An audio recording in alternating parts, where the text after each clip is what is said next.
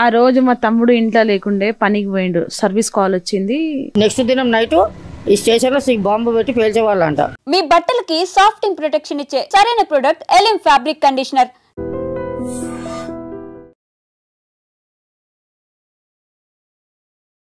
ఎన్నేళ్ల నుంచి చూస్తున్నారు వాళ్ళని? నేను పెళ్ళై 40 సంవత్సరాలు. 40 ఇక్కడ అంటే వాళ్ళు ఇక్కడ ఉండేవాళ్ళు కారు. వాళ్ళ అమ్మమ్మ వాళ్ళ ఇల్లు ఇది. వాళ్ళ అమ్మమ్మ వాళ్ళు అయితే వాళ్ళ అమ్మమ్మ చనిపోయిన తర్వాత వీళ్ళు వచ్చి ఇక్కడ ఉండరు. అప్పటి నుంచి ఉన్నారు వాళ్ళు. అక్కడ పాత బస్సులో ఉంటుండే ఫస్ట్ వాళ్ళు. ఇక్కడ వాళ్ళు గారు వాళ్ళు. ఎన్నేళ్ళు అయింది? ఓ బాగానే నా పెళ్ళి అయినప్పుడు సందే అంటే కొన్ని రోజుల తర్వాత వచ్చారు అనుకో. ఇద్దరే పిల్లలట. మరి సమీర్ అనే అబ్బాయిని మీరు చూసే ఉంటారు కదా? చూశాను. పట్టుకుపోయే రోజు కూడా ఇక్కడ కూర్చున్నా నేను.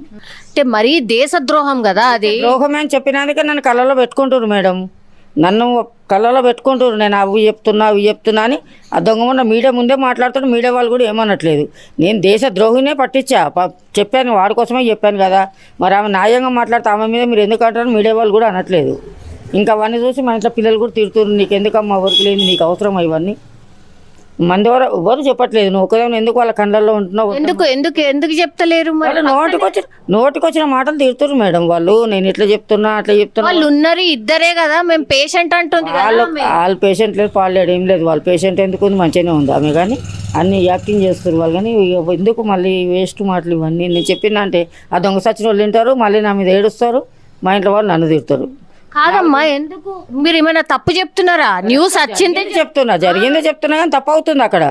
నేను అందుకే పొద్దు నుంచి బయటకు కూడా రాలే. వస్తారు మీ మీడియా వాళ్ళు వస్తారు, నన్ను అడుగుతారు, నేను ఏదో ఒకటి అంటున్నా. ఆ సచిన వాళ్ళు చూస్తారు, నోటుకొచ్చిన మాటలు మీడియా ముందే తిడుతారు వాళ్ళు. మీడియా ముందే తిడుతారు. వాడు ఉన్నరే 3 మనుషులు ఇంట్లో 3 రోజులు అక్కడ హైదరాబాద్లో చర్య చేశారంట. మా తల్లికి అక్కకు తెలియదా? మీ మీడియా వాళ్ళు అడగొచ్చు కదమ్మా. అడుగుతున్నాం కదా, మీడియా వాళ్ళు అడగొచ్చు కదా. చాలా మంచి చాలా మంచోడైతేనే అంతమంది సార్లు వచ్చి గిరఫ్ చేసి పట్టుకొని పోయారు. వాడిని బతుకమ్మలకి తీసుకొని పోయారు. మంచోడైతే అంతమంది ఎందుకు వస్తారమ్మా? వాడు మంచి పని చేసినప్పుడు ఎందుకు వస్తారు అంతమంది? నువ్వు దేశద్రోహి కాబట్టి నేను అంతమంది వచ్చి పట్టుకొని వెళ్ళారు. ఇంకా అక్కలు అంత పెద్ద ముఖం పెట్టుకొని మాట్లాడుతుంటే ఇంకా మా బస్సు అసలు కరెక్ట్ లేదు మేడం. ఫస్ట్ చెప్పాలంటే అందరూ ఒక ఐకమత్యమే, వాళ్ళకి ఎన్ని దుబ్బేస్తే అయ్యేపోతుంది అసలు. ఎన్ని ముస్లిం కుటుంబాలు ఉన్నాయి? సగం ముస్లిం, సగం ఎక్కువనే ముస్లిం వాళ్ళు ఉన్నారు, తక్కువ హిందూస్ ఉన్నాం. కానీ ఇంతవరకు అయితే మేము గొడవ పెట్టుకుని తెలీదు. అంత ఐకమత్యంగానే ఉంటాము. మాకు వీళ్ళు హిందూ వీళ్ళు ముస్లిం అట్లా ఏమి ఉండదు మాకు. వాళ్ళ ఇళ్ళ ఫంక్షన్లు అవుతాం, మేము వెళ్తాం. మా ఇళ్ళలో ఫంక్షన్లు అవుతాం, వాళ్ళు వస్తారు, మంచిగా ఉంటాము. ఈ దళిద్రునికి ఎవడు మరి బుద్ధి పుట్టించిండో, వాడు ఎందుకు ఇట్లా చేసిందో ఆ దేవుడికే తెలవాలి, వాడికే తెలవాలి. ఫస్ట్ ఆఫ్ ఆల్ చెప్పాలంటే సార్ వాళ్ళకి ధన్యవాదం చెప్పాలి. ఎందుకంటే ఆ రోజు వచ్చి పట్టుకోకపోతే అదే నెక్స్ట్ దినం నైటు ఈ స్టేషన్లో బాంబు పెట్టి పేల్చేవాళ్ళంట. ఫస్ట్ సార్ వాళ్ళకే ధన్యవాదం చెప్తున్నాను నేను. వాళ్ళు వచ్చి పట్టుకోవడం మంచి బెటర్ పని. అట్లాంటి వాళ్ళకు చాలా పనిష్మెంట్ గట్టిగా ఇవ్వాలి. అలా అసలు బయటకే వదలొద్దు. నన్ను అడిగితే బయటకు వదలొద్దు. వాడు బయటకు వచ్చినాక మళ్ళీ చేస్తాడు. అసలు మొత్తం ఇంట్లోనే ఉంటాడు అని చెప్తున్నారు. వదలు పెట్టుకొని ఏమేమి లోపల చేస్తారు ఎవరికి తెలుసు మేడం? ఎవరికి తెలుసు? మనం వెళ్ళాము ఎవరింట్లో. నా ఇంట్లోకి నువ్వు రావు, నీ ఇంట్లోకి నేను రాను. మీ ఇంట్లో మీరు ఏం చేస్తారు? వాడు 4 రోజులు ఇంట్లో ఉంటే 4 రోజులు. ఇప్పుడు మీడియాలు ఇప్పటిదాకా అవే చూసాను నేను.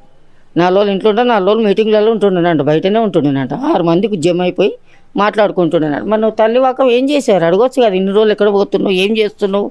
అసలు మా పిల్లగాడు ఎటు పోవడం చెప్తున్నారంటే మొత్తం ఇంతమ్మా. నేను ఇప్పుడు మీడియాలో విన్నా 6 మంది 3 రోజులు ప్లాన్ చేశారంట ఇట్లా బాంబ్ బ్లాస్టింగ్ చేయాలని. ఇప్పుడు విని నేను బయటకు వచ్చాను. మీరున్నారని నాకు తెలియదు, లేదా రాకపోతుండే.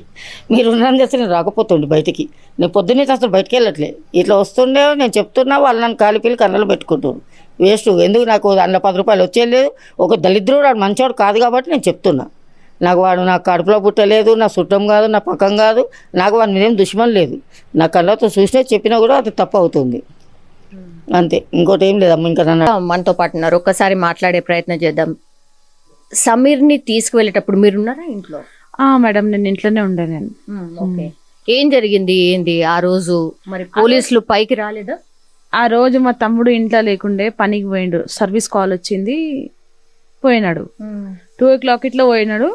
మళ్ళా 4 o'clock ఇట్లా వచ్చిండు. వచ్చి ఏదో సామాన్ మర్చిపోయాను, మిషన్ కటర్ మర్చిపోయినాడు. अम्मी वो मशीन कटर भूल गया, मैं वो मशीन कटर दियो, पानी दियो। वो तो हमारे अम्मी पानी वही दिए। देने के बाद में फिर जा रहा अम्मी मैं बोल के बोला।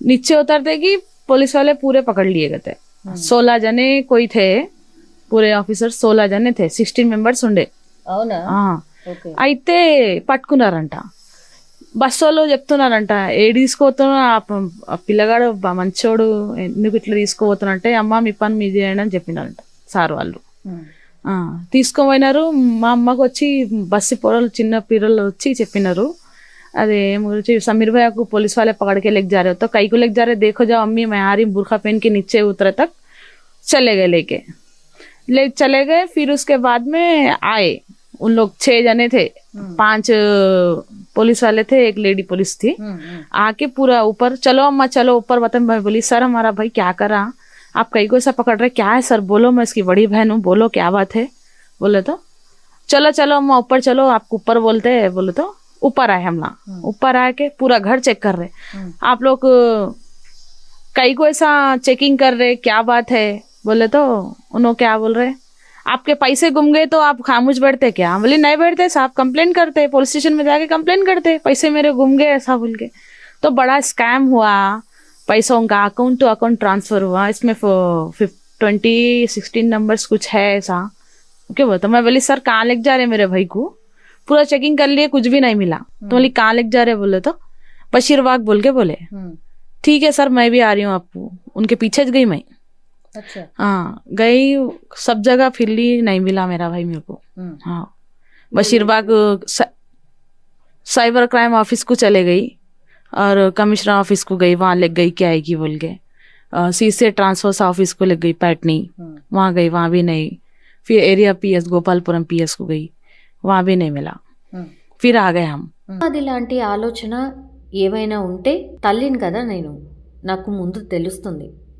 సమీర్ ఇంట్లోనే ఉంటాడు ఎటు వెళ్ళడు పని ఇల్లు అంతే మాకు న్యాయం కావాలి మా అబ్బాయి అమాయకుడు నాకు ముందే హెల్త్ ప్రాబ్లం ఉంది అసలు మాకు ఏమీ అర్థం కావట్లేదు మా పిల్లవాడు చాలా మంచివాడు మీరు మా గల్లీలో ఎవరిని అడిగినా అదే చెప్తారు అంటూ సమీర్ తల్లి చెప్తోంది.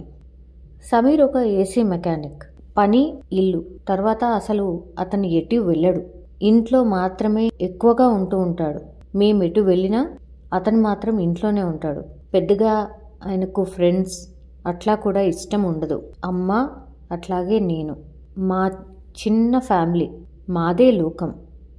సమీర్ని అరెస్ట్ చేసే రోజు ఒక 6 పోలీసులు వచ్చారు.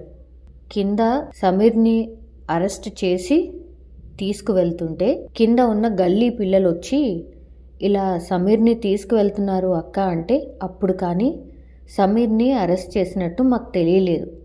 తర్వాత వెంటనే వీళ్ళందరూ పోలీస్ వాళ్ళు మా ఇంటి లోపలికి వచ్చారు.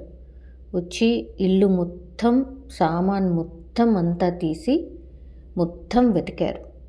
ఏమైంది సార్ అని అడిగినప్పుడు వాళ్ళు చెప్పింది ఒక పెద్ద స్కామ్ జరిగింది, చాలా డబ్బులు అకౌంట్లోకి మారాయి, కాబట్టి మీ భాయ్ మీద కూడా మాకు డౌట్ ఉంది, అందుకని తీసుకెళ్తున్నాం పోలీస్ స్టేషన్కి అని మాత్రమే చెప్పారు.